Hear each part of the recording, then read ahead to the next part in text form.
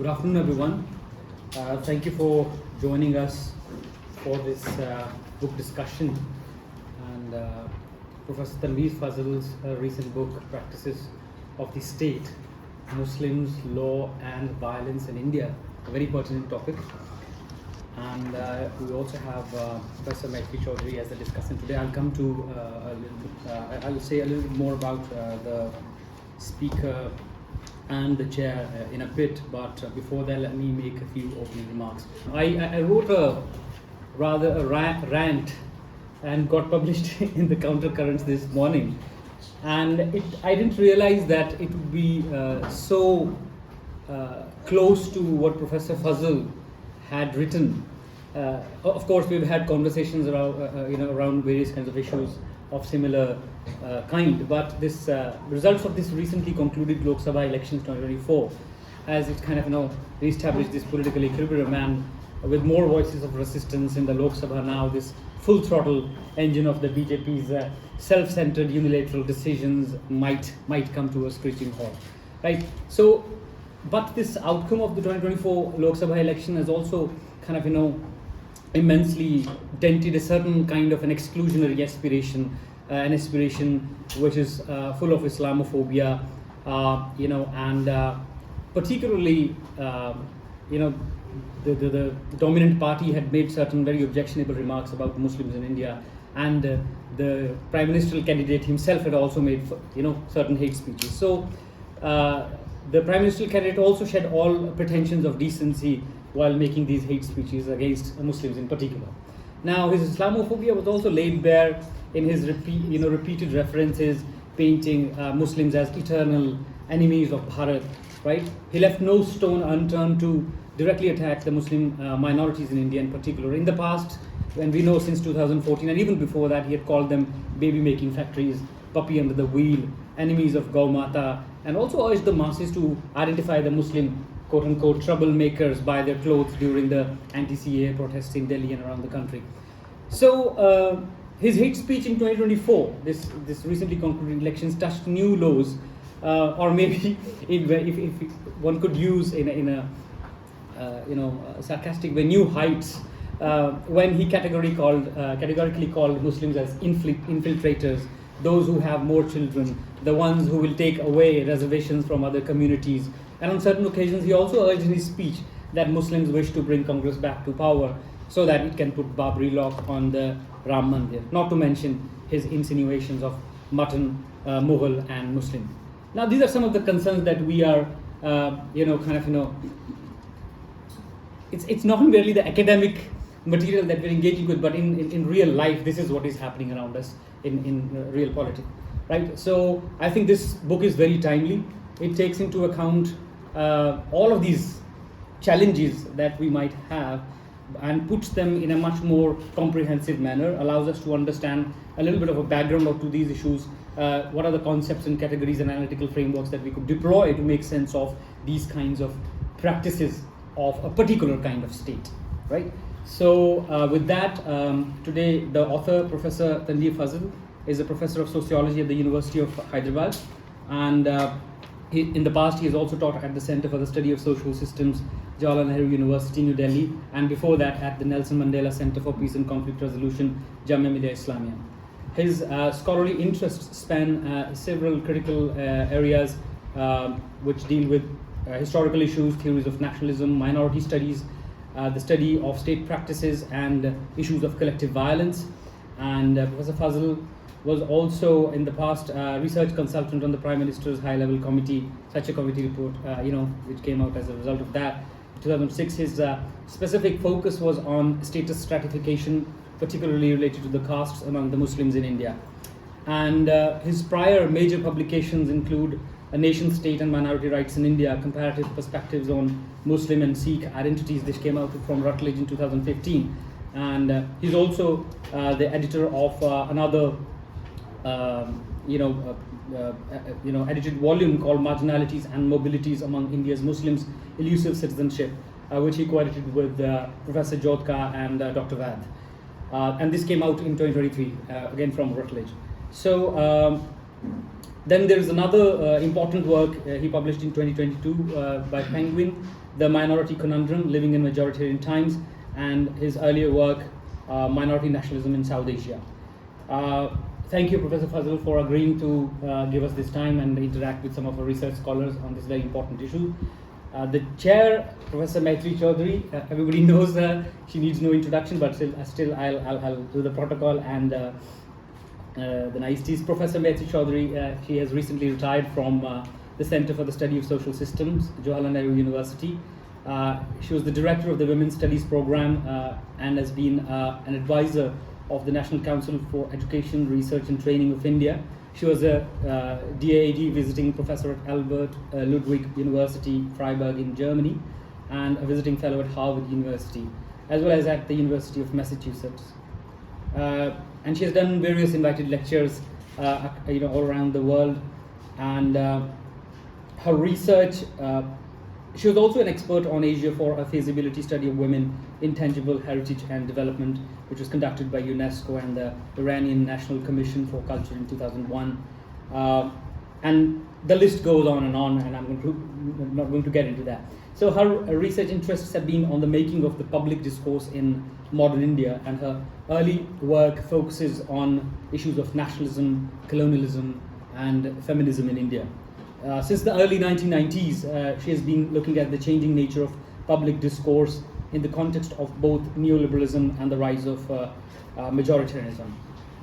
And we have two more scholars amongst us who might not make comments on Professor Fazal's presentation. Dr. Lawrence Gautier from Center de Sciences Humanes, she's the head researcher there, and Dr. Mohammed Usama, who is a research fellow at CSPS. So I thank you once again for joining us for this interesting book discussion. And now over to the chair. Thank you. Thank you very much, and my thanks to the Center for Studies of Plural Societies. I've been invited often. Unfortunately, I couldn't come in person, though I had participated in an online discussion. I'm very impressed with the kind of work that you all are conducting.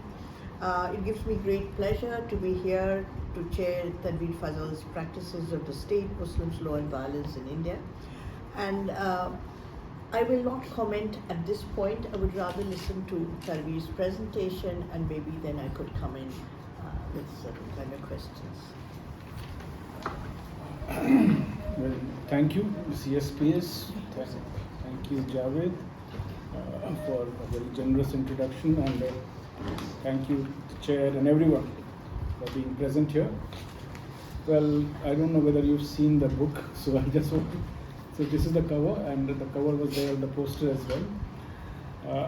The book came out quite recently, I think in this World Book Fair. But during that time I wasn't in India, so after having come back, then we have started having some amount of discussion here and there. So this book is sort of 5 different essays which are bound together through an introduction. These essays look disparate otherwise, that they address different and specific issues. Even you can see territorially as well as thematically could be different, but there definitely is an underlying argument and underlying connection, and which comes out in the introduction. The book actually, I would say, is outcome or a product of an angst and anger, and which I acknowledge in the preface, in the acknowledgement also, that with the inauguration of the new regime, 2014 onwards, we've seen many things unfold, some of which Dr. Javed was earlier mentioning. And of course, Muslims have been the scapegoat most often. But it is not that it has not touched other sections of the citizenry. Most vulnerable sections of the citizenry have actually found it furthermore, exacerbated kind of a situation in which they live now than what they did before 2015. But at the same time, we could also see that how within academia, amongst the commentators, etc., there is an emerging silence or a shifting of argument, which allows certain kind of a legitimacy also to the So the kind of thorough critique, those kinds of moves that the government should have received was definitely missing. I don't want to specifically take names, but we could easily see through our op-ed contributors that those who were frequently writing, for example, prior to 2014, intervening on every single move the state, etc., critically analyzing it, and of course enhancing our knowledge about it, suddenly either were not finding space within the media, or they had conveniently taken a back seat. There are also those who probably felt that there is some kind of merit in the kind of move that the government was taking. So it was in that year. I am not saying that I am alone. There are many others who have also stood, and through the writings, through the activism, through their constant intervention, have questioned each and every different move of the state which has really affected sections of populations, Muslims included. Now 2014 was can be counted in that sense as a rupture. However, it was around the same time there was also a talk of within the liberal amongst the liberal commentators, they talk about a new India, a new, and some would say an intolerant India. We also had about WOPC and all that. An intolerant India which was fundamentally different from the India of the past. So, if you go from the original, the person who introduced this title, the idea of India, Sunil Khilnani, who would talk about a very romantic kind of an India which existed. A dhoti with multiple folds, as he would refer to Indian diversity. And he placed great hope in this diversity, in Indian democracy, etc. However, after Gujarat 2002, he did make some amendments as well. He said this kind of a perfect image is now being a bit tarnished because of Gujarat, which is still for him remained a sort of an exception. And what he would say is that Gujarat was the calendar girl of this kind of a tyranny, also big capital, and so on. And there was constantly an analogy also drawn from Pakistan, that when we go and see neighboring Pakistan, there is a fear that India might become Pakistan. Now, this kind of a comparison and this whole idea that the past was was very beautiful, and the present even if not so. For me, the question was that if that was the case, how would it be that in such a short span of time, everything would change? That we know change as sociologists, first thing we are taught is social change. So in my first interview when I appeared for a faculty position, I was asked this question, what is social change? So we know that this is something, a law of social formations, that it changes. But things do not change in such a radical fashion unless there is a certain kind of a fundamental rupture in the structure, etc. So what happened suddenly that whatever we have from that kind of a romantic situation which we existed in, a Nehruvian India or whatever, and suddenly you have a Modi India which is completely different.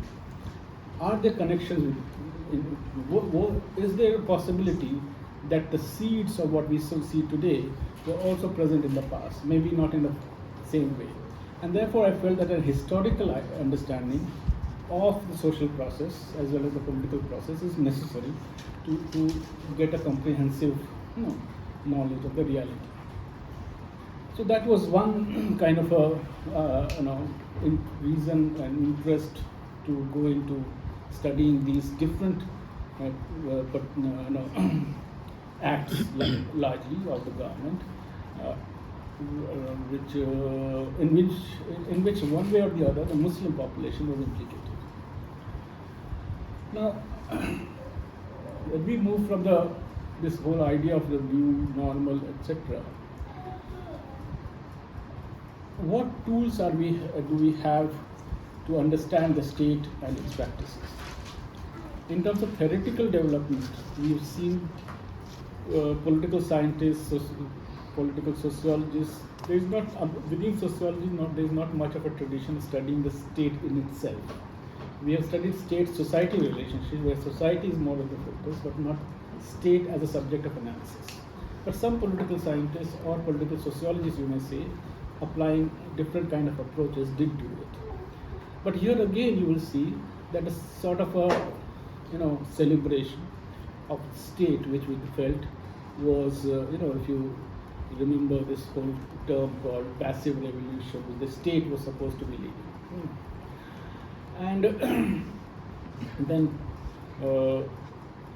there were, while this came from one section of the social scientists, but there were others also who were applying the political economy approach and argued that, well, even if that is so, but but what has unfolded is not really the situation as we see. So even if you talk about that the state was leading institution, trying to, well, they were of course referring to the constitution and many clauses and promises that the constitution makes regarding a new kind of regarding how old forms of tyrannies or oppressions might be buried and new social relations would emerge. But then beyond constitution, if we go into the substantive reality, that didn't seem to be happening actually, and therefore you have those who apply the political economy approach and started arguing that, well, let's see why it didn't happen, that how the state, in fact the Indian state, actually if you closely observe, and it is also there in the constitution, that there is a sort of a multivocality. It offers something to everyone without really, substantively extending to all sections. It does to certain, but not to everyone. So when there is talk about socialism, state socialism, etc., you also have, the whole monopoly capitalism developing along with. When there is a talk about abolition of feudal ownership of land, etc., or feudal structure of the economy, you also at the same time, the inequity and land ownership prevailing even today. Even today, if you see, and I've provided some amount of data here in the introduction, that how the marginal and those who do not have any land far outnumber those who are landed. So these kinds of skewed realities, and if you go back to the Oxfam's recent data too about inequality, that how 5 or 10% of the population really controls much of the national wealth. So, while you see that the state would offer a certain kind of a chimera, but at the same time, you also see along with the coexistence of a reality which is completely different from that what it is. So therefore, I say that not passive revolution or state as a great modernizer as it has been celebrated, but what we really see is this multivocality, and in this multivocality actually has allowed it to create a sort of a illusion around which everyone feels that there is something to draw from it without really realizing it. Now, when it comes to the question of Muslims as such, and because the subject of the inquiry here in this book are Muslim citizens, first thing I really want to, and this disclaimer is always important, even if we are sitting amongst people who are well informed, and although for many it will appear as unnecessary, a sort of a repetition, but this disclaimer I think is made everywhere, that nowhere do I mean to argue that there is any sort of a monolithic community that Muslims are. In fact, as sociology, I would see that is as completely untenable that any religious community could be a monolith. In fact, what I refer to is that it is a collective of communities, and Muslim without forming a specific community in any sense. In fact, I would go to the extent of arguing that although we refer to many times in sociology too, we do find reference to such kind of a construct such as Hindu society, Muslim society, Christian society, etc. But in essence, none of them would make a society in entirety. See the case, for example, if for many of us we come to agree that caste is a basic structure of the society. Say, for example, a weaver in Banaras, majority of them or entirety of them are Muslims. In a situation in which there were no textile mills and new kind of modern factories being established, when the weavers were those who were, basically producing textile, whom would they serve? It was not only the Muslims; it would also the others. Similarly, other kinds of occupational groups would be therefore entwined within the social structure, not being separate out of it. So to think of a community or religious community which is entirely, disconnected with other kinds of social processes and living within a sort of a shell of its own is untenable, I would say. So in the same sense, I would say that to think of a Muslim as a singularity is not the intent of this book. Neither does it make that assumption. It in fact accepts and argues further that there are sections and subsections within. And when we see Muslims, whether 2014 onwards or earlier, as being a scapegoat, it is not that all sections of Muslims become vulnerable equally. Different sections of Muslims then have had to face this brunt of the Hindu right or the Hinduized state in different ways.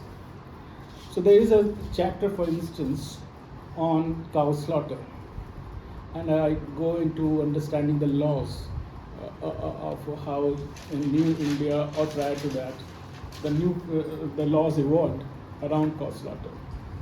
It is interesting to see that the behavior of the state prior to independence and post-independence, and the third phase is, say, maybe 2014 onwards.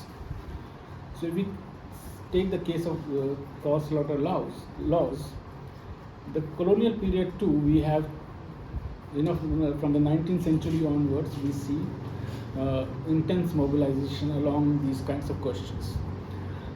Particularly UP, or United Provinces, became the center of these kinds of conflicts. And the colonial intervention usually was to maintain status quo. Now, because public order was what was given primacy over anything else.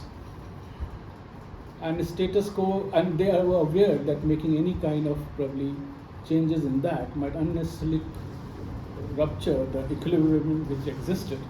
And hence, you will see that most of the court intervention on this question ultimately work to ensure that whatever was the ongoing practice should remain as such. This is the case also when one of the chapters is about the Shahid Ganj Mosque. The Shahid Ganj Mosque was a mosque in Lahore in the 1930s, if I remember correctly.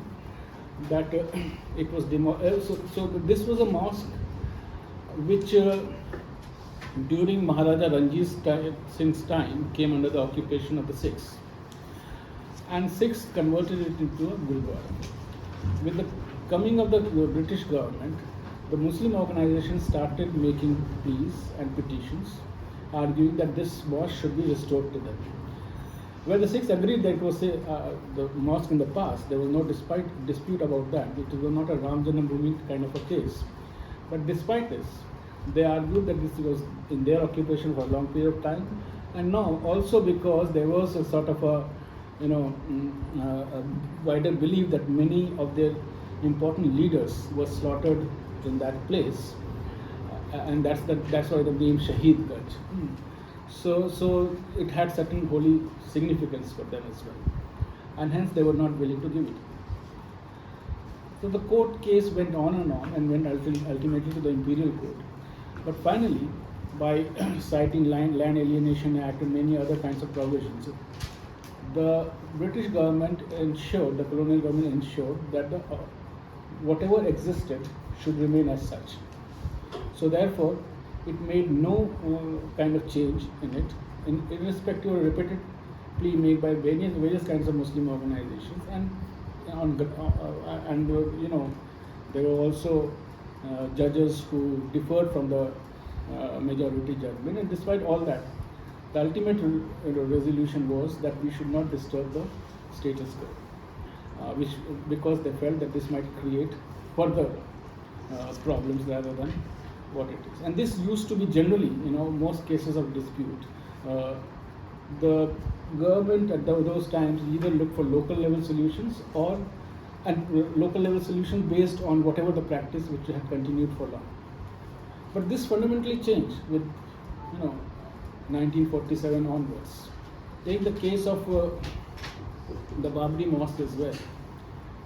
Until 1947, the status quo was maintained in one way or the other. So, although there had a lot of violence which had taken place around that structure, but from 1947, 1950 onwards, you will see that how surreptitiously deity was established with the connivance of the district magistrate Nair, I think, and also the local court. And later on, one way or the other, things started changing. The larger, shifts taking place in the direction of addressing the majoritarian anxiety. And from 2014 onwards, if it was a reluctant kind of a approach earlier, from 2014 onwards, it was far more open and its sense of triumph.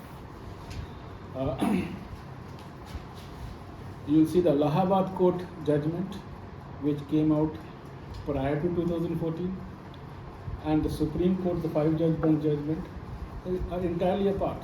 The Allahabad Court judgment still tries to maintain some amount of this status quo, but actually it was a panchayati kind of a judgment which gave something to everyone, all the conflicting parties. It did not have too much of a judicial merit as such. It did not rely on any case law or any rational argument and whatever. But when it came to the Supreme Court and the final adjudication on it, entirely one-sided. And again, it did not really have much merit as such.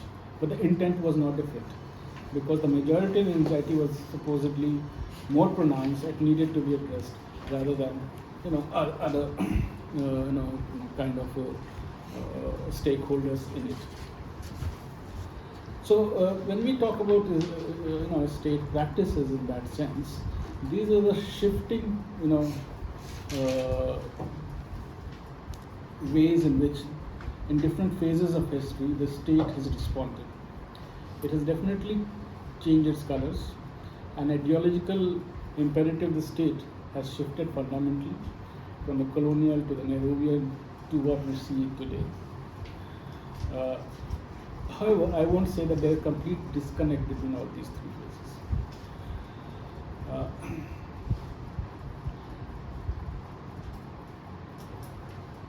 So, in the sense, where do I draw it theoretically from? There are a lot of theoretical approaches to understand the state. I also have a huge kind of you can say, a bias towards understanding the state from a political economy perspective, because I think it is far more superior in terms of understanding the state and its functions, particularly in terms of who controls the state, what is the relationship between state and society, whether the state actually is completely abstracted from the relationship of power which exists within the social, within the social, or does the social encompass the political when it comes to state-society relationship.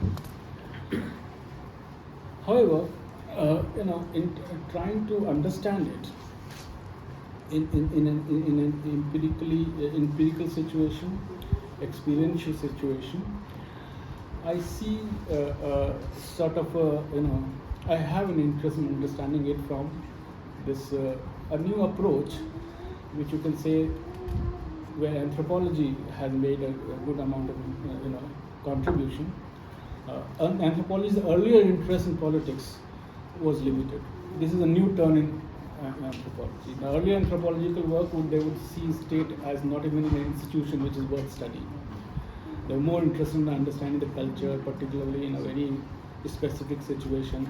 Most authentic of anthropologists would actually go to sites where the state was still not in its existence, it was in nascent form.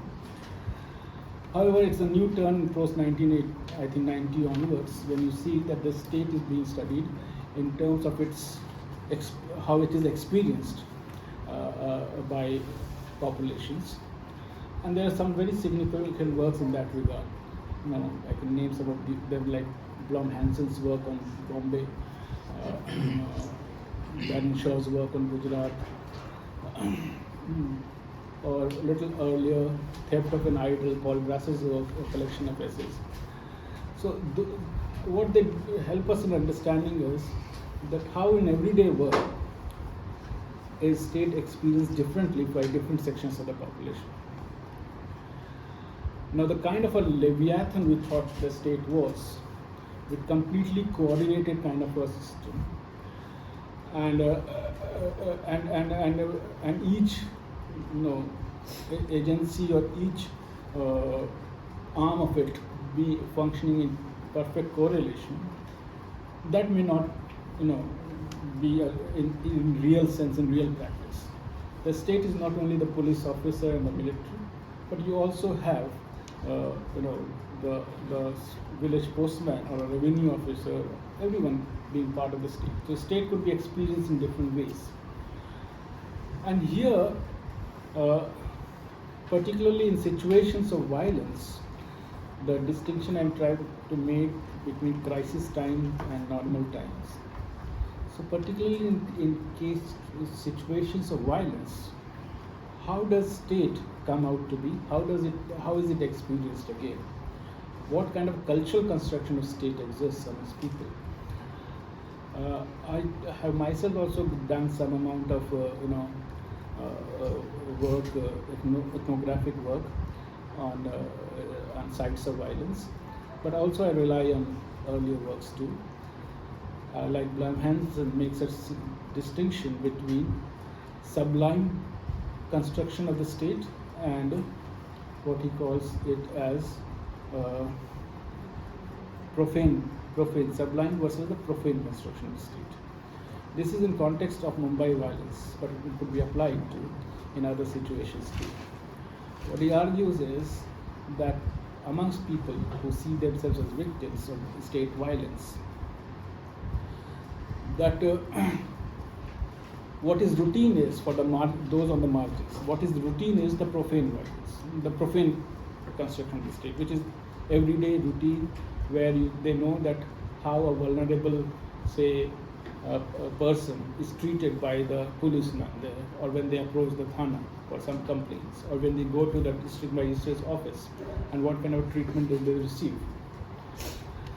So, but in crisis times or post-crisis times, the state is in a situation in which it has lost its legitimacy, or is it on the verge of losing its legitimacy. It is in this situation when it wishes to revive it. And then you see that many times post violence, we have constitutions of inquiry commissions, etc. Every instance of collective violence in India, more or less, what has followed is the institution of an inquiry commission. The inquiry commission, otherwise you will see, are headed by professional people, ex-judges or sitting judges of the high courts or supreme courts, police officials, senior bureaucrats, so whose integrity cannot be doubted and all that. But at the same time, almost reports of all inquiry commissions have only been allowed to gather dust and have rarely been worked upon. So what we see is a complete impunity which the perpetrators of violence have been allowed to have. In any case of violence, beginning, so after 1947, there's a period of lull for 20 years or so, and then from 1968 onwards, you have Bhiwandi riots, the Jabalpur riots, and every riot is also followed by the institution of a commission of inquiry. They did their job most often and submitted report without going into merit of what kind of report came out.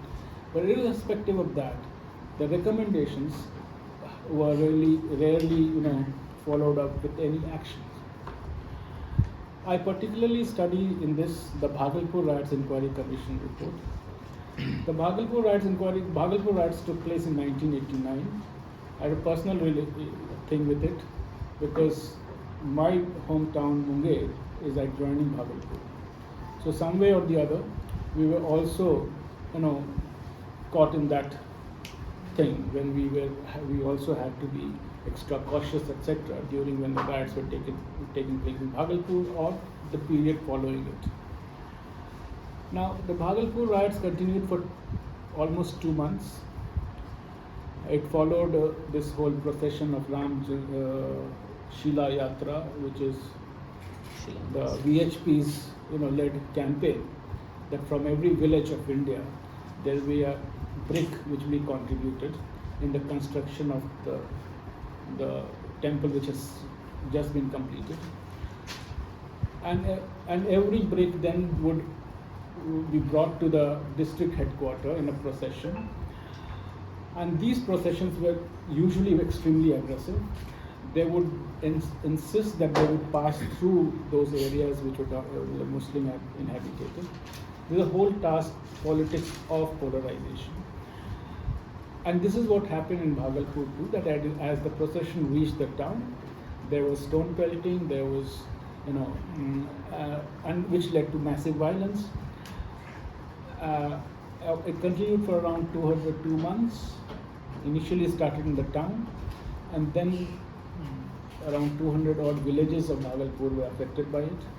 It is interesting also to understand the whole, state and its role in the making of violence. That villages adjoining Bhagalpur district's villages, which was Munger district, none of them were touched. Violence affected only those villages which were within Bhagalpur and not in the adjoining. So the inquiry commission which was instituted, it is not very uncommon in India that the same act of violence has been inquired into by different commissions of inquiry. For example, the Gujarat riots has been inquired into by the Banerjee Commission, the Nanavati Commission, and some other commission as well. The Sikh riots have been inquired into by 7 or 8 different commissions, and their reports might differ from each other. But the Bhagalpur Riots Commission report has its own peculiarity in the sense that it was only inquiry report which, after observing and studying the same set of evidence, going through the same set of depositions, interviewing and holding public inquiries, the same set of respondents, it came with entirely 2 different kinds of reports, completely opposed to each other on every question. On the question of who initiated violence, on the question of whether the police was involved in violence, on the question of whether the procession, the religious procession, had a religious character or a political character. On each and every these questions which are posed, they had completely different conclusions. The chairman view upheld the majoritarian perspective, whereas those who were 2 or 3 other members, and members report as it is called, had entirely different view. Irrespective of that, because of this conflict also, and also the nature of how the right administrative mechanisms have really worked in India.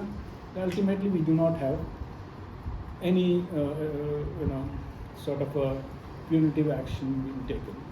One or two people who were arrested and incarcerated, they ultimately were, because of lack of evidence, shoddy inquiry, etc., were able to, be freed or acquitted from the court. If you go into how this whole process of impunity production takes place, there is a whole mechanism around it. And Bhagalpur is a test case, but I've also observed in the case of, say, for example, Bathe, Lakshmanpur Bathe in Jahanabad district. Now it is called Arwal district in Bihar. In the 1997, the Ranveer Sena men entered the village and killed its Dalit population. Around 58-60 people were killed, men and women, mostly women, because men got an idea, they escaped, hoping that the women will not be attacked, whatever it is. So, just brutally massacred. And even in that case too, the way in which the whole regime of this impunity production works is very interesting. It runs from the local thana to the how the media produces narratives about it, to how the inquiries are held, to how the courts or the state public prosecutor, etc., approach that question and really own it up. And so there is a whole mechanism around it. The impunity, therefore, I argue, is a process, is produced. It is produced through various ways, through these multiple truths of violence, which, let's say, for example, the Bhagalpur Rights Inquiry Commission also shows.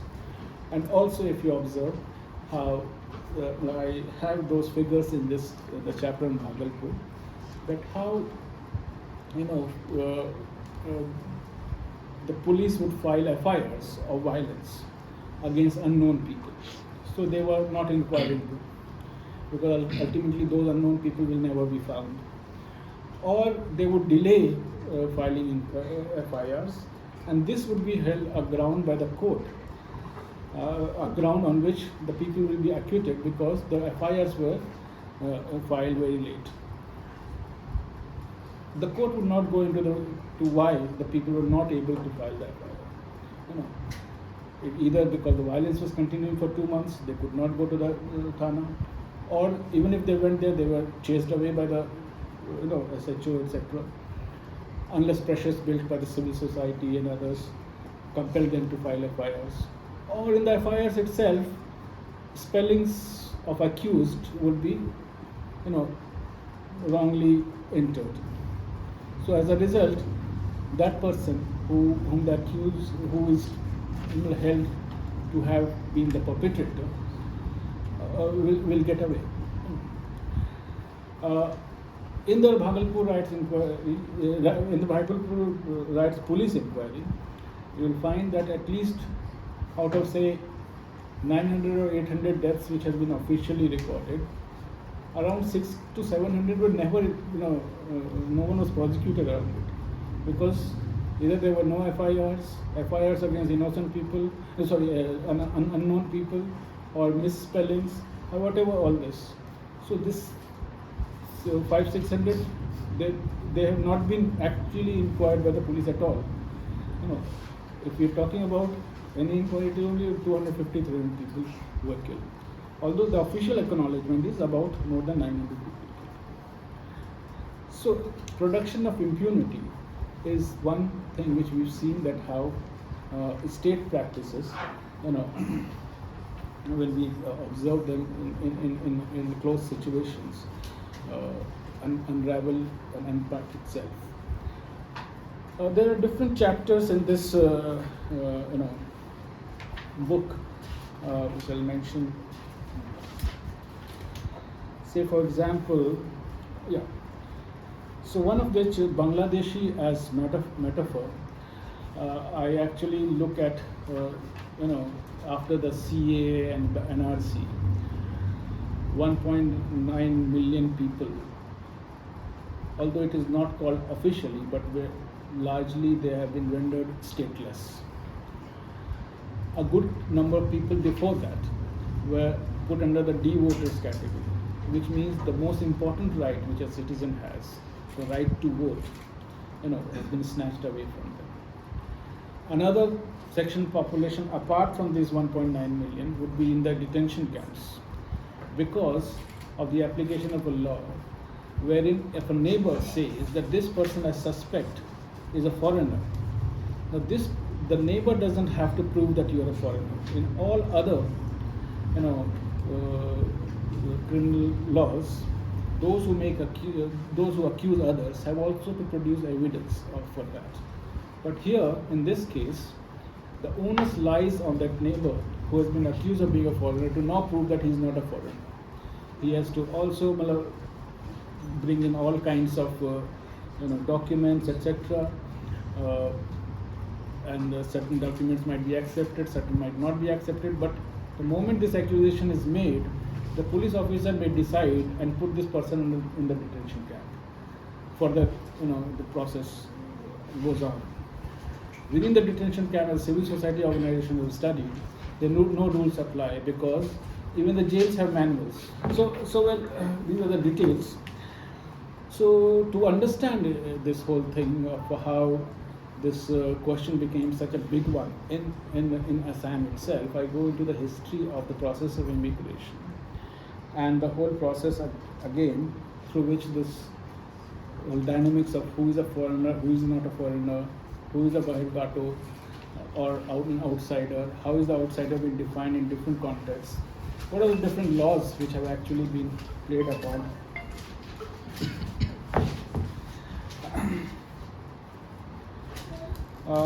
I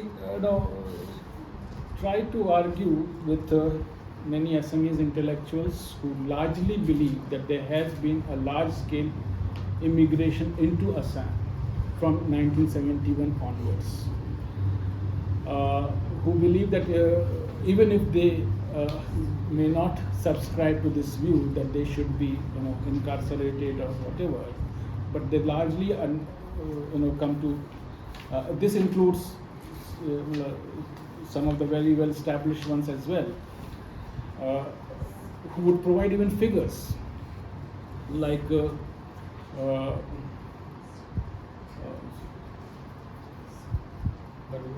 Sanjeev Barua, who would sorry, yeah. Okay. Sanjeev Barua and Misra and others would actually provide figures to show that how this many million people have come to from Bangladesh into Assam from 1971 onwards. So I have tried to understand the census figures and see that how does it show in the census, because if there is a sort of an inundation of population that ways, it will show in the figures too. But in fact, 1971 onwards, in Assam, there is a population decline. The rate of growth of population is declining, and declining substantially, rather than actually increasing as it should have happened. So therefore, there is a whole thing about continuous immigration and how Assamese culture is under threat, and this whole fear is created into generations after generations of Assamese. The whole anti-Bengali, anti-Bangladeshi kind of a fear as well as animosity, and around which politics is also built. So well, this is what these in different instincts and sides of violence, of how Muslims come to to over the historically have come to relate with process of law. I do not argue as such that Muslims have not benefited in this Indian system as such. However, this highlights those instances of where they are made an exception, and thus subjected to persecution because of a particular kind of making the law, the way in which they are presented within the law, and how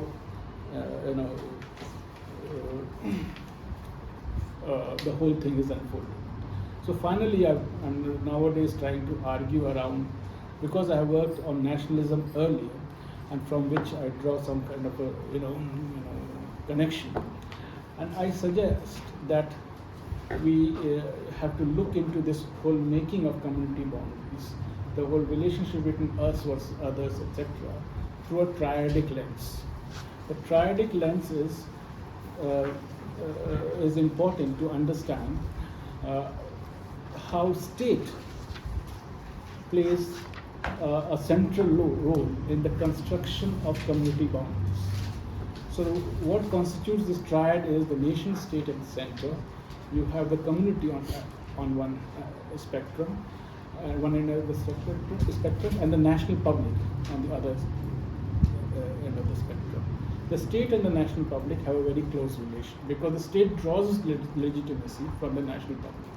It is the national public which celebrates the bulldozing of houses and approves the state, and the state draws its strength from this kind of national public. The national public is constantly constituted and reconstituted in different periods of time, and many times state has its own role in creating the kind of national public it wishes to do.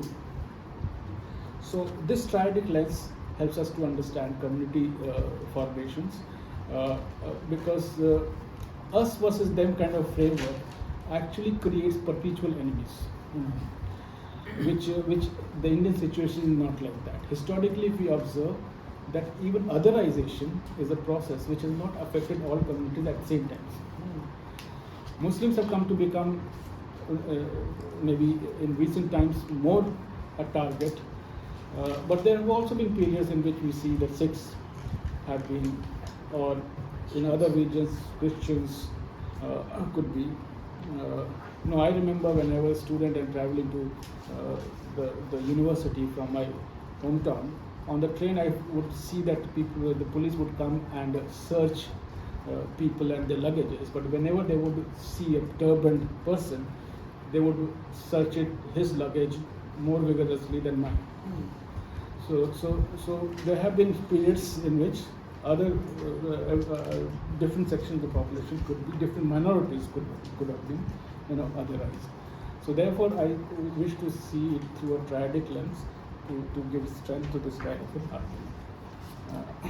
Here I stop and open for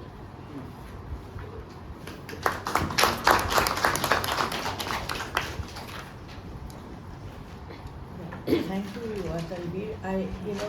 You made such a wonderful presentation, and I think the angst which prompted the book was so evident in your presentation that I'm sort of a little constrained in whatever I'm going to speak on. I was not able to read the entire book, but I did have a look at early, and I think your presentation was pretty comprehensive to get us a sense.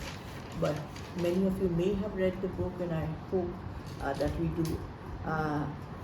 As Javed had mentioned, it could have come at a better time than it has come at this particular moment over here. There are a couple of questions that Tanweer raises, and one, I think the note on which he begins is that if everything was so wonderful in the past, how was it that things started dismantling so quickly? I take the query seriously. I don't have a ready answer, but say from the kind of work that one did, my early work was historical, with reference, say, to the women's question. And one thing that one noted is one of the early documents from my first paper, which was on the National Planning Committee, which was constituted before 47, and one of the 29 subcommittees was on women, and it was actually called Women in a Planned Economy, Role of Women in a Planned Economy. Now the reason I begin from here, because it's an attempt to understand whether, whether there was this notion of an abstracted state completely, which was, or were there tensions even within the formation of the state? And that is obviously evident in the Constant Assembly debates. It is evident in this particular report that I mentioned, that you had, say, even with the question of what should women be like or do in independent India, you had three very different kinds of ideological strands. One, as obvious, evident in the way it was titled, that you had the 47 was not too far away from 1917, so a very strong idea of the socialist idea. So you have the image of the worker, the peasant, very dominant in public discourse. You have the liberal idea of an abstracted individual, which is separate, unencumbered by any kind of caste, class, religious location. And you had very strongly the voice of cultural nationalism, very much evident over there. Evident, but what I sort of have seen, and I've been thinking, like many of us over the last thing, that was it was a relatively muted voice, which was there, but has become more and more strident, in the point that we mentioned, become legitimate.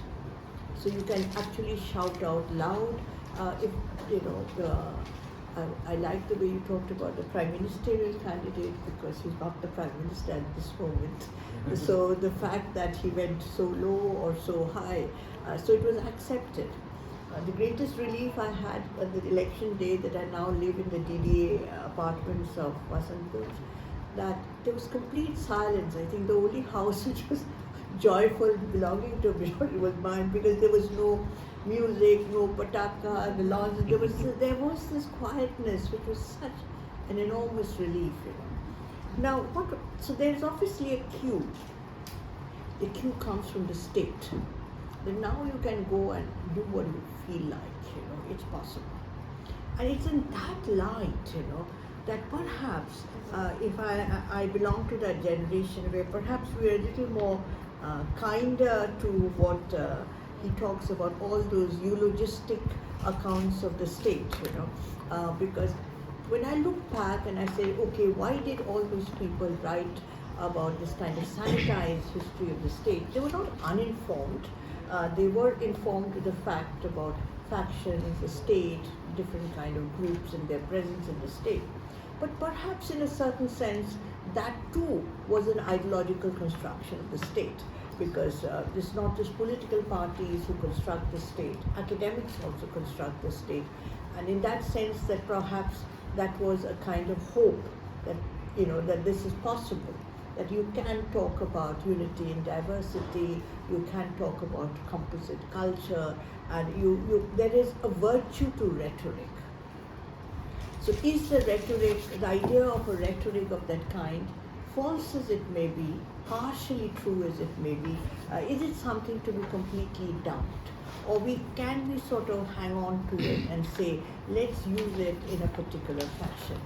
So that's the fine. So I know from, I think in a certain sense, Tanweer and I have had similar kind of preferences in much of our lives to a kind of political economy approach. But the kind of literature that, say, in my generation, when we studied the state, was, say, the kind of debates which were there, which would be, of course, familiar, almost unknown today, Miliband, the kind of course, Althusser's question, the debates within that. What is the state? What is the constituent nature of the state? So you can talk about, so the idea, the first thing that comes about, that the state is not an abstracted entity, it is not an arbiter of justice which would be put forward in a kind of pure liberal framework, that it is above the society. It is constitutive of society. It is as messy as society. So dominant class, dominant communities, dominant caste formations would be as much constituted of the state as they are of society. And that is perhaps why, Ambedkar talked about that you have an equal constitution, but as long as you have these inequalities in society, it's going to have its particular logic. The important contribution that I feel Tanweer talks about it is his shift to the anthropology of the state, that what are the everyday practices, the minutiae, the details of it, how does it work, you know. And here I think what is very interesting is when he talks about the commissions and the nature of who is the state. Can we identify the state? Is it just, the bureaucrat or the minister or the police, or it could be anybody who is a functionary of any kind with the state? Do you have connections with anybody? Like in the colony that I stayed, the Resident Welfare Association actually called the ruling party's candidates to come to the park, and they had a meeting to my horror, but it was absolutely routine. Interestingly, everybody didn't think it was the right thing. So later when I was talking to people, a lot of them people were uneasy, but they were silent, they did not want to speak about it, but they did that, So here you have today, I think, the way that the dominant, what he talks about, the triad, the state, the dominant public, the convergence of the state and the dominant public in terms of religious communities is almost, it has come together in a way, perhaps it wasn't at a particular point of time. Not to say that it never was, but perhaps the fact that it is visibly present. So right from the micro neighborhood RWA to the top, they are connected. The police, we have absurdities, and I must, because there was this kind of competitive nationalism, that who sort of flies the Republic Day flag higher, or the national 15th August. So we have two resident welfare associations in the park side by side, both with allegiance to the ruling party, but obviously having factional politics. And one goes and lodges a complaint to the police station that they have occupied with the national flag. There are two national flags. Now what happens? The complaint is registered by the woman. Here gender is very interesting. Many of these virulent right-wing things are women. And they go to the police station. Who gets picked up? The security guard. Because the complaint has been made against him, because obviously the president of the RW. So here again you have the talking about the margin. So the margin here is the class. This fellow was, picked up and taken, etc., whatever. So this is being played out at every level, at every particular level. And what is very interesting for my generation is that at one point of time, there was this anathema to get politically involved. So you feel the middle class that, we are apolitical, we don't want to get into politics, etc. But we increasingly have, with the rise post-2014, people who seem to have no interest in politics, who suddenly have very sharp political views, and not only do that, they have power. So here the convergence of the triad that you meant, the convergence between the dominant and the state has got completely together, sewed together. And then of course along with it you have the other institutions. When you talk about behavior, you talk about the commissions, say the judiciary, the media. With the abstracted notion of a liberal state, they should be separate. But here today we have, because they're all on the right side of what you talk about, nationalism, so it's all right to speak in the same voice, and the academia in particular. So just like, I mean, many of you may have applied to ICSSR for funding. So you're likely to get a funding if it is under the project Viksit Bharat, right? Yeah. So the idea is the academia should put up the flag and say, look, we are doing so well. So the basic thing would be arguing that आप लोग इतने negative चीज को कहते हैं, आप कुछ positive भी कीजिए. So the role of the academia, the role of the media, the role of the dominant public, the role of the intellectual, role of the filmmaker, role of every agency is to celebrate and what you say, the triumphant idea. Now within this space, the kind of text that you write, where does it fit in? We have created a world where we will say, okay, what are the tangibles from your book. How does it feed into policy that directly? It's a very difficult time that we are speaking in. Because even the theory and the methods with which social science has operated has become increasingly redundant. And if we continue in this fashion, we are not even going to have texts like this. We're not even going to have a kind of discussion that we are having today, because we are all supposed to be speaking positively, which means speaking in a particular way. It's a kind of vacuous, the nature of vacuous rhetoric or discourse is taking place. In that context, the functioning of the commissions I found very fascinating, because you have a certain routinization which is taking place, a certain routinization which makes the aisa hi karna. I would also be tempted, if I'm in a crisis and I'm running a committee, ki commission laga do, or uspe, you continue in a particular fashion, because in a certain sense it resolves the tension. It resolves the tension and allows the breathing space where you don't really have to do anything. The traditional pre-2014 is where you have the impunity by just letting it die down, but thereby also legitimizing that you can get away with it, theek hai. What you have today is that you come and say, you actually probably tell the person who is the victim that you are the perpetrator and punish. And I think that shift is important, So one is deadening, routinization, and the other is when it turns completely, then you can actually say the opposite and get away, because you have amplifier in the media, in civil society, in the academia, and everywhere else who are speaking the same. So it becomes extremely difficult to speak anywhere else. But to get back to the structure of this book, Tanweer begins by the question, and I found he writes very well. Overwhelmed by its assurance of individual liberty and freedom, theorists have tended to see it as a harbinger of passive revolution and a modernizer per excellence. This particular role can't be only understood obviously in the Indian context, because this is a period which was defining of the first half of the 20th century, that the state is going to bring in these kind of changes, and you will have lots of issues, and the vested interests are going to actually protest against the state. So whether it was land reforms, whether it was women's rights, or any kind of progressive law, the state is supposed to bring in it, and running roughshod over society. Now, very interesting, because like I said, my vantage point is gender.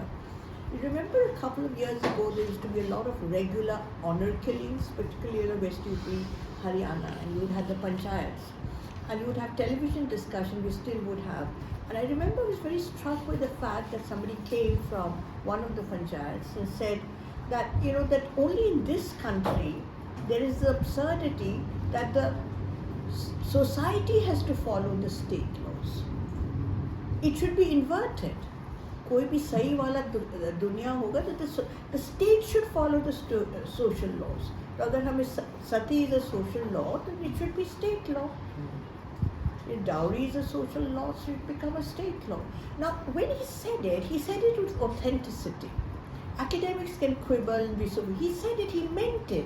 There's something wrong with this India, that you have a state which is not following the social laws. What happened in 2014, therefore, is an overt articulation of something which people always believed in. People believed in, but they kept quiet. And they felt कि state powerful है, हमारी बात तो सुनेंगे नहीं. They also felt that the state, the kind of discussion when you have who will listen to the middle class. The state only listens to the poor. Who will listen to the middle class?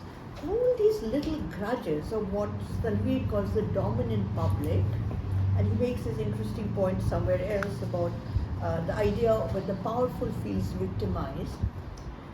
That was there in our society, in our little homes and houses, which then gets articulated and given legitimacy by the state, and said that this is how it ought to be. So small little changes which may happen in an SCRT textbook is actually those ways by which you rewrite how a society ought to be run, what is legitimate, what is not legitimate. All these little behavioral, everyday practices get changed. But I think your focus on the commissions were very important, because there is a manner in which by routinization you create the grounds by where you can have that kind of shift completely and become much more aggressive. Now, he makes this point which I thought was very interesting about the crisis in the normal and the sublime construction of the state and the profane construction of the state. The crisis is always a point where the tensions, the inequalities, the divisions in society gets heightened. We saw it during COVID. A lot of things happened during COVID, whether it was a kind of othering, communalizing, or whether it was inequalities. What got aggravated? It wasn't created because of the pandemic. It existed, but the pandemic heightened it. Likewise, a lot of things which are normal, which that you avoid segregation, residential segregation, everyday stereotyping, but all of this can come alive in a different way in a moment of crisis. And how does the state behave in a normal situation, and how does the state behave in a crisis situation? There is a continuity, there is a connection. But then the question comes that what is the state? Who are the people who are in this state? At the different kinds of levels. How and why is the state considered as a site of power? And this is something very evident by the kind of passion that people have to join the state, the UPSC exams, the bureaucracy.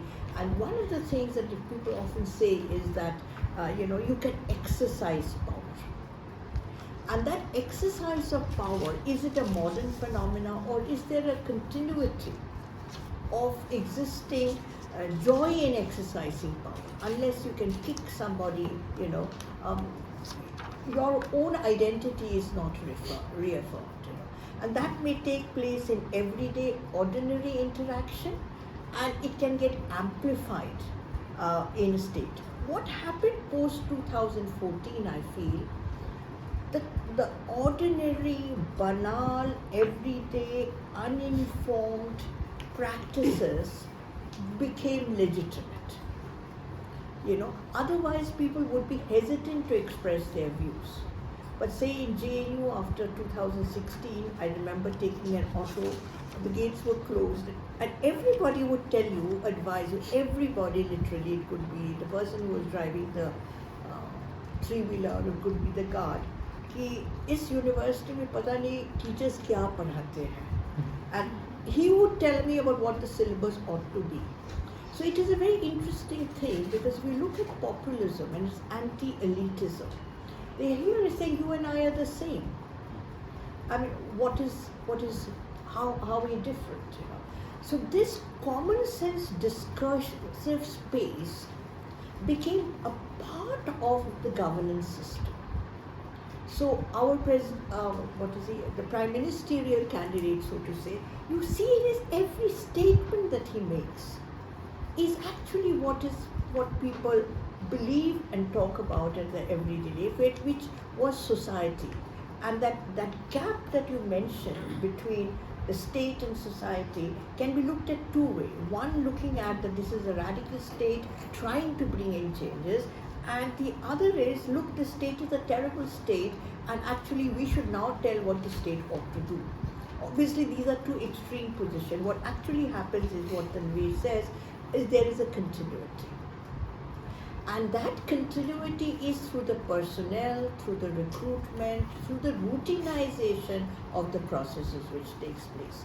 But who has a larger voice, a louder voice, would still depend upon what I feel the virtue of the rhetoric. So at a particular point of time, the state could have still been partial, still be inhabited by people who felt differently, would have majoritarian impulses, but they would keep muted. And I think for any democratic society, the muting is very important, you know. And you can see the point. I was struck when you were talking about how did it change so much. And if you look at it from a comparative perspective, we can ask this question even at a global level. I mean, my generation, I mean, we saw the Soviet Union as this huge apparatus. We saw it crumbling overnight, dismantling. The rhetoric changing completely overnight, you know. Look at the United States of America, once considered the most powerful. You know, look at the rhetoric. Look at who could become the president next, what is being stated, what is being articulated, you know, it's there. You look across the world and you would see this happening in a certain sense. So I think the point that you make, it was always there. But whether it was muted or whether it was overt illegitimate, and that also is perhaps something which has to be done, addressed by the anthropological method of where exactly these little shifts take, the little changes take place, you know, here, which would take place. The other thing I was sort of, looking at is Assam, since I'm brought up in Assam, and I actually have, I'm sure none of you have, I have a residence permit, which, my father took precautions because my parents come from East Bengal, pre-partition. So, my brother and I both have these who have kept it in record because he felt at some point you could be asked. He didn't know that you could actually be asked, you know. I mean, you know, but this was in anticipation that you could be asked. So interestingly, of course, you know, Tanweer would know that in the detention camps, there is a lot of Hindu Bengalis also, you know, who are in a similar kind of state. But so, and probably the chief minister of Assam doesn't sort of blurs this out in the larger rhetoric, you know. So I think the anthropological method becomes extremely important to see the granular shifts which take place. But the anthropological method, without a macro understanding of the theory of the state, I think is problematic. And the theory of the state has to be understood, that the state is, after all, a dominant apparatus. It is a ruling apparatus, and it has relationship with the ruling sections of the society, you know. So I would go back to, say, a, kind of Marxist understanding of the state, though they may not have been too much work at that point of time in terms of religion, in terms of language and communities. But the broader framework that the state is constituted of the society is an ensemble of social relationship. All the tensions which exist in society are manifest and, play out within the state is very much there. And the state would use anything at all. Like, when I was looking at the shifting discourses of the Indian state, foreign policy was extremely important. So if you remember in the Nehruvian period, you had that idea of the non-alignment, the idea of being aligned with, the poor and the marginal across the world, people who are fighting for, not that they felt very connected to us. Like I remember finding it very absurd when meeting people from East Europe or Latin America who didn't at all understand why I should feel connected with them, but that's a different story. But the rhetoric was that he was. Now if you look what happens 2014, there is a dramatic shift in foreign policy. And that is part of the identity of the state. What is remarkable post-2014 is that everybody who was not interested in this, what they would say, these are professor types who do foreign policy discussion, everybody is interested. Now the passion in support of Israel is reflected. I mean, why on earth is anybody who had no interest at all on international affairs so involved here? One, of course, is something which I find very interesting is the role that social media has played for that kind of space to be allowed, where everybody's view is important, and everybody's view which they felt alienated and cut off from what they saw as an elite state not so much as an elite state in terms of religion or caste. They may have belonged to the same majority religion or caste. Elite in the language they used. It was elite in the words they used, the discourses they used. And now they're talking just like my uncle, you know. So there is a certain comfort with this, you know. And it is supposed to be anti-elite, but it is a very, very interesting move towards an establishment of another kind of hegemony, which is because it makes it so normal to do it in a particular way. And I think the election speeches are rhetoric, but they're powerful rhetoric. They act. So we cannot dismiss rhetoric. So I would, for one, look up to rhetorics which at least give us a vision of a better world, even if it is a bit fraudulent, but at least a vision where it equips us that, look, an alternative is possible, you know, and the details would be here. So Tanweer also sort of the questions that he asks is, one is I found very interesting, of course, the state dominant public in the margins, and the shifting, what he was saying, and who becomes the other at which point of time. The other thing is that how did the institutions fell in line so quickly? The two questions he asked is, if this vision of a plural and diverse India was so deeply embedded in its heart and soul, how did the idea unravel in no time? How come the institutions that found it fell in line, offering not a modicum of resistance? My own feeling, I haven't worked the way he has, that it was never very deeply embedded in heart and soul, but it was part of the state. It deeply embedded was what the person was saying from the panchayat, and why does this society have to follow the state law? Why does it? That was what was embedded, but you were told to keep quiet, and you kept quiet, and things were in okay. But then now you are told that what you always thought was right. He also asked that we must look at the foundational ideas as obligatory and talk about what he introduces the word of multivocality of the Indian state. The problem, Tanweer, in this idea of the multivocality of the Indian state is, if you look at the term multivocality, it often assumes that the different voices are equal. I mean, this is a term which came up with the rise of postmodernism, a particular kind of orientation. What happens here is not so much multivocality, it is, basically speaking on two different notes. You say something, you do something, you write something, which is not so much multivocality. Or what you were saying, that everybody felt there was something in the state that you could do. But maybe, you could explain. I was a little uncomfortable with the idea of this particular term. Do I understand the context that you are saying it? The question of autonomy of state from interest, it was always there. The interests are part and parcel of how the state has been composed and constituted. The systemic inequality, that remains. But the rhetoric of the state to build legitimacy, I think, is extremely important. And there's been a shift in that, and that is particularly important. So I ask up the question, is there any potential benefit from a rhetoric which is different? From a rhetoric which is not so brute majoritarian to a more kind of kinder rhetoric? Is there any virtue in that?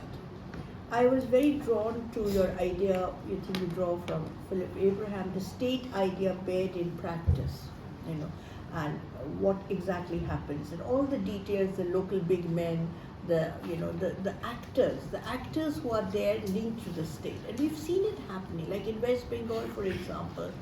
You have a whole apparatus which can shift overnight along with the state, I think those details, many of you who are sort of still actively writing or researching, this mapping would be extremely important.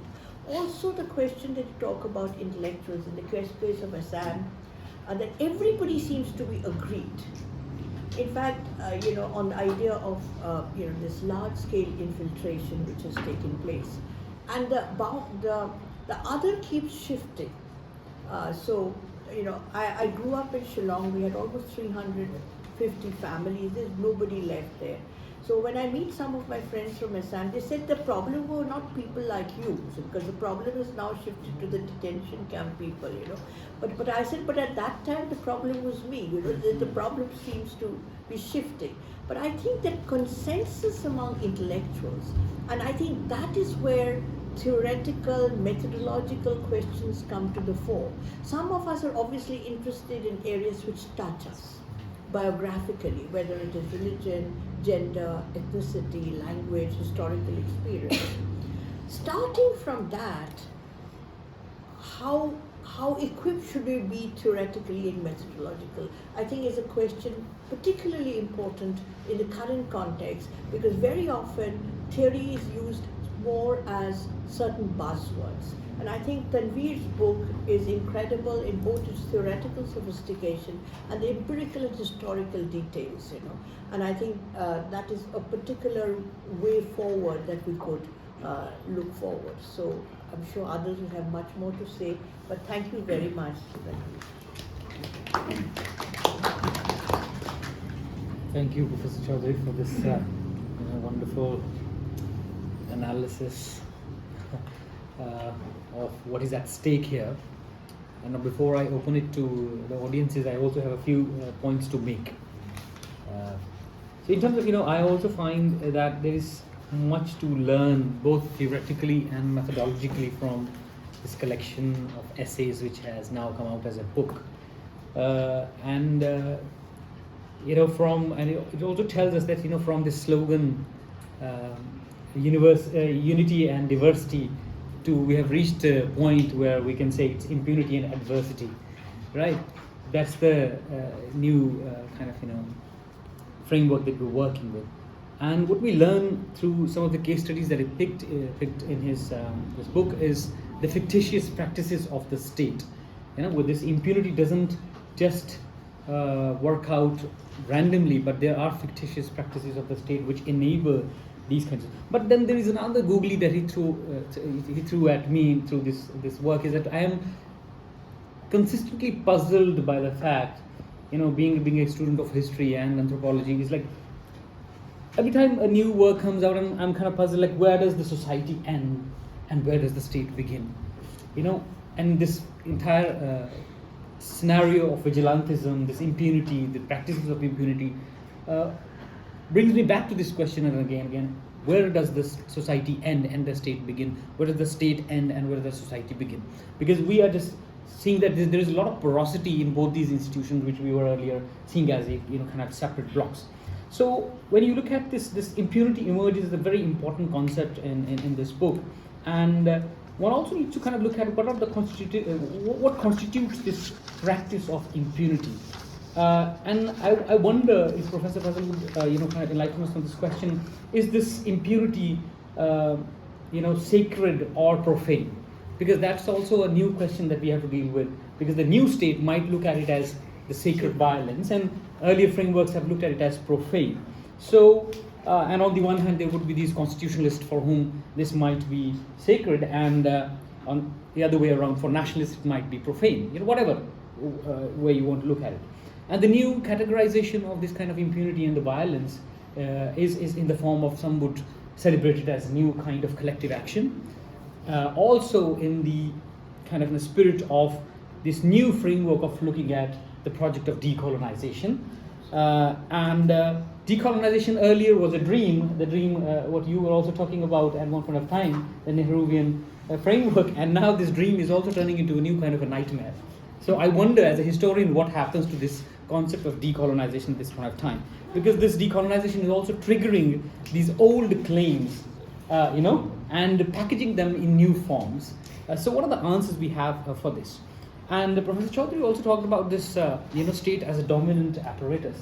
And what Professor Fazal tells us through this work is that this category of crisis, or what Carl Schmitt calls stasis, right? So this crisis of sovereignty I think is a very potent politically. This crisis is what is enabling this new state to kind of do what it does.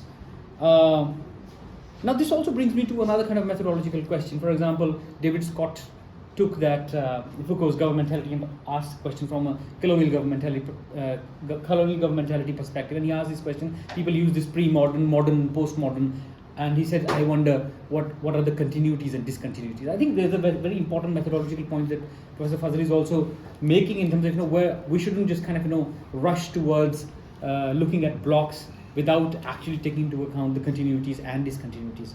And there I also thought about when we talk about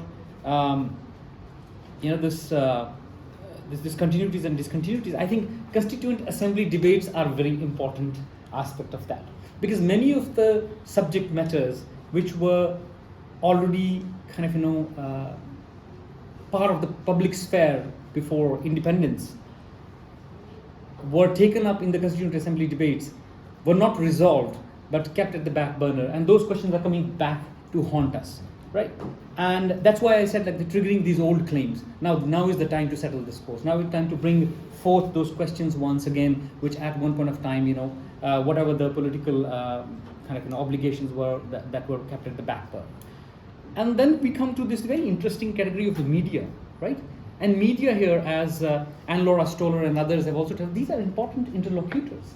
Media are kind of interlocutors and mediators in the sense like what is happening on the street, what is happening in the courtroom, and what is happening in the TV studio at the prime time.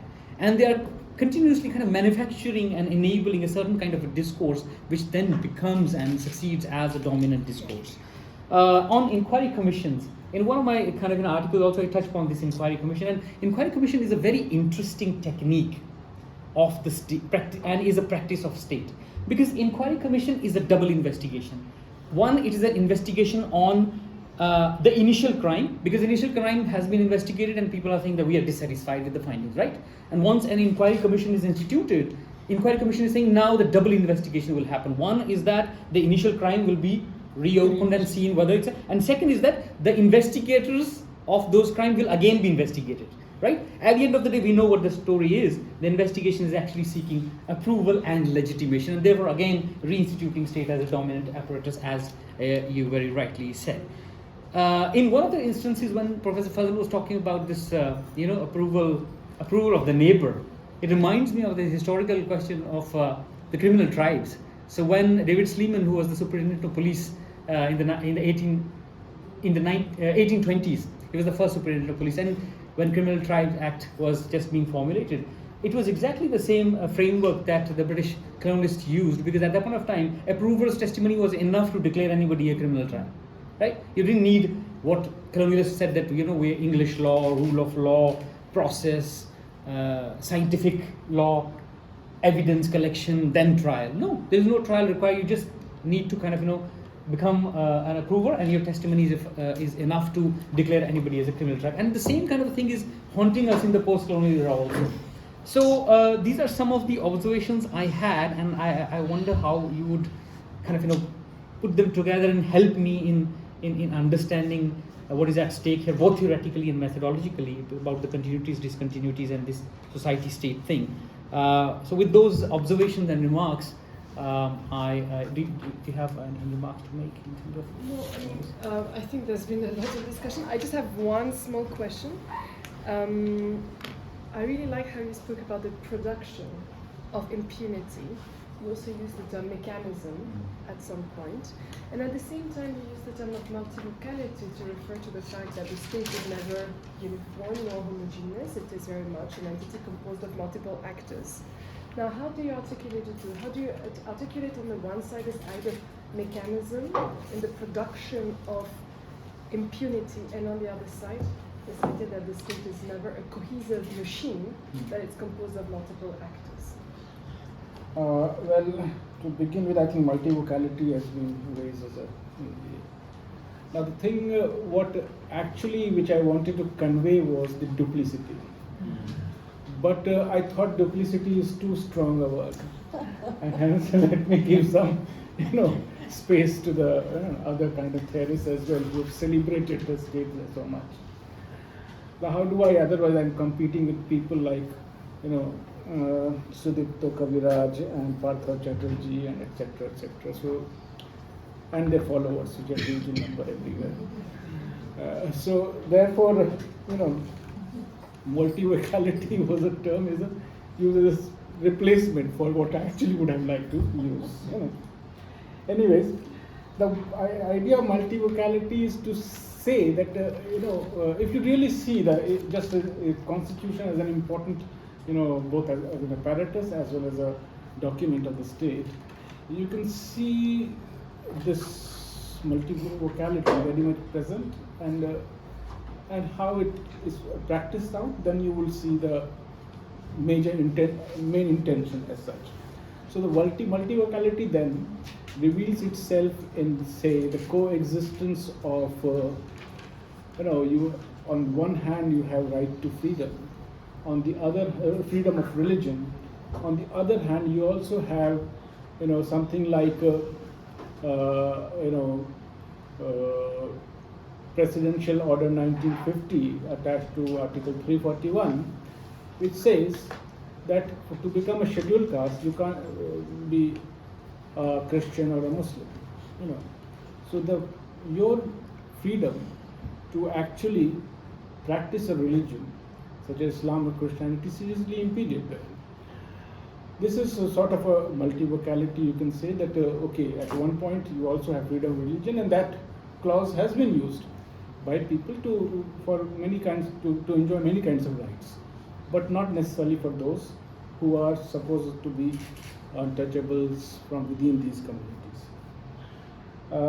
Multivocality also in the sense that where the rhetoric is about a socialist state, but in fact at the same time there is a coexistence of certain kind of capitalism. Some would say state capitalism, others would refer to as monopoly capitalism, etc. Before the opening of the economy entirely, and now definitely, as Pranab Bardhan would also say, that from being that he uses a very interesting term, from being a reluctant capitalist to now Indian state is sort of in a celebratory mode about capitalism. So it had a certain kind of reluctant association with it, but now it is far more open and in fact takes pride in it. So many people today would say that Manmohan Singh has been the best finance minister which we have ever had in India. And his single most, in that sense, it is not about anything else, but simply because in 1991 he helped in the opening of the economy. What has followed after that? Oxfam, inequality report shows us that 30 years down the line, the inequality has increased multifold. Whereas the Indian Constitution would like to bring in certain kind of equality of opportunity, etc., but in reality it may not be. So that is, in that sense, I am trying to use multivocality. But at the same time, the book or the introduction itself argues that how the state, and this I take it from the political economy approach, that how the state is dominated by certain social classes. The compromise of power between the bureaucrats, the big bourgeoisie, and the landlords. This is what I think Bardhan has emphasized upon. Ashok Rudra would also include the intelligentsia in some sense as another kind of a dominant class.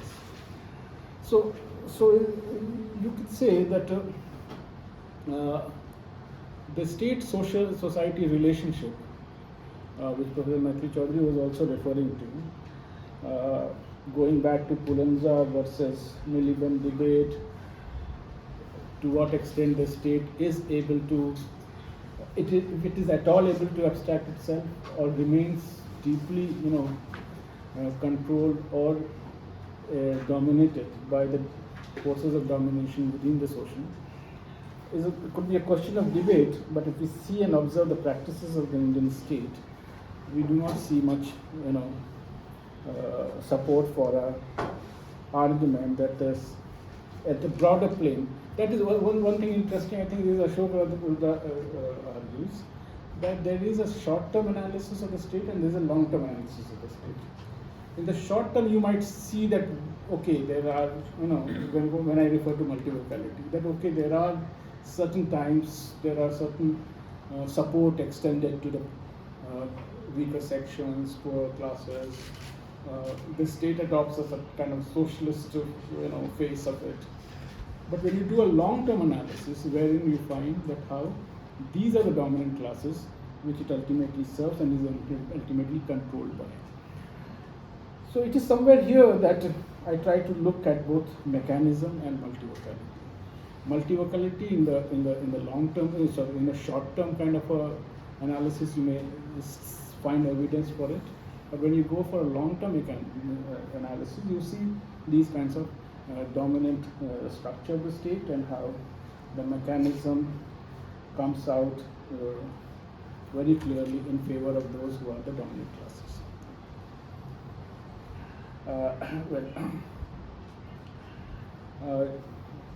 Javed referred to the question of impunity and whether impunity is sacred or profane.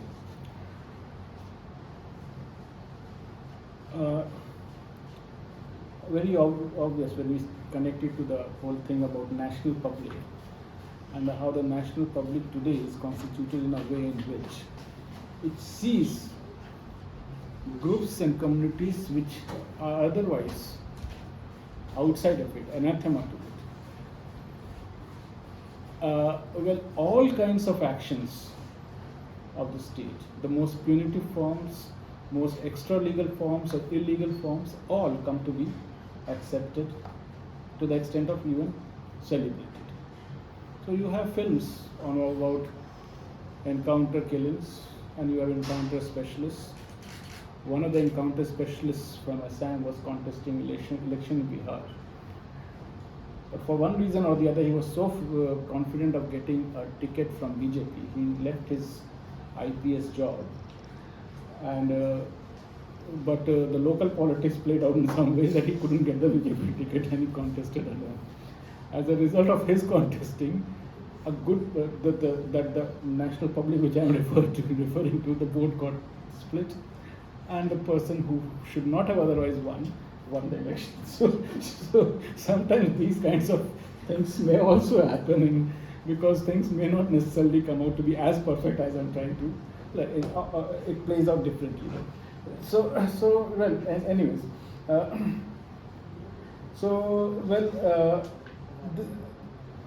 The impunity earlier, in the sense that whether the rule of law prevails or not, there is a definitely you can see there is a shift.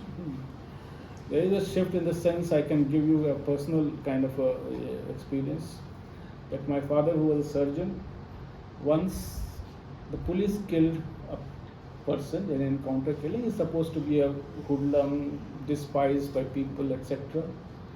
And the police expected that there will be a favorable post-mortem report which will come out. But the doctors involved in the post-mortem found that he was killed in close range.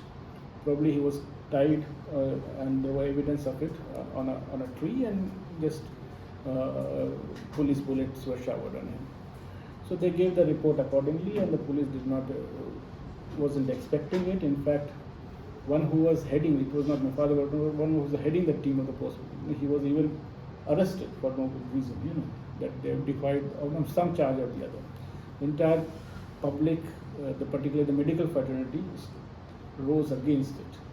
And there was a big debate in that local context about encounter killings and to what extent encounter killings could be accepted. There were some people who thought, yes, police should be given all powers, they should eliminate, courts take long time, etc. Now from that to today's situation, in which you have in full public view, the police goes and demolishes a house, without any court order, without any serving any notice as such. In fact, the Chief Minister of UP gets to be positively referred to as Bulldozer Baba. It's the long distance. In that sense, you're right that today it is more sacred, the impurity in that sense for the national party. It is not that it wasn't accepted earlier too, but there were still processes and which would try to stop it, but that's not there anymore. So, thank you so much. Thank you, Professor Fazal, for this very comprehensive presentation and the following conversation. Professor Chaudhari for those remarks, Dr. Lawrence and Sama for the comments, and the audience for the question. I hope we all have learned something and deliberated on certain issues. And there are some questions which will remain unresolved and will haunt us. But that's the nature of academic discourse. It triggers new questions and leaves certain questions unanswered. Thank you very much.